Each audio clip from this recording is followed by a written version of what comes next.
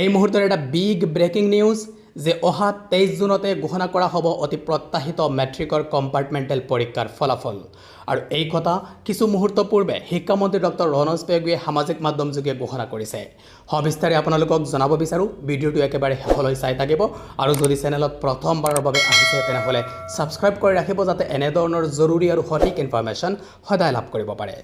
এতিয়া আপোনালোকে স্ক্ৰিনত প্ৰত্যক্ষ কৰিছে যে ইয়াতে শিক্ষামন্ত্ৰীগৰাকীয়ে কি মন্তব্য কৰিছিল আপোনালোকে দেখিবলৈ পাব the Assam state school education board SSEB will declare the result of the HSLC compartmental examination 2026 on 23 June at 11 AM তো ইয়াতে শিক্ষামন্ত্ৰীগৰাকীয়ে স্পষ্টকৈ উল্লেখ কৰিছে যে মেট্ৰিকৰ কম্পাৰ্টমেণ্টেল পৰীক্ষাৰ ফলাফল বোৰ্ডে 23 জুনত দিনৰ 11 বজাতে ঘোষণা কৰিব তো সকলো ছাত্ৰ ছাত্ৰীলৈ এই ভিডিঅ'টো শ্বেয়াৰ কৰি দিব যিসকলে এইবাৰ কম্পাৰ্টমেণ্টেল পৰীক্ষাত অৱতীৰ্ণ হৈছিল যে ফলাফল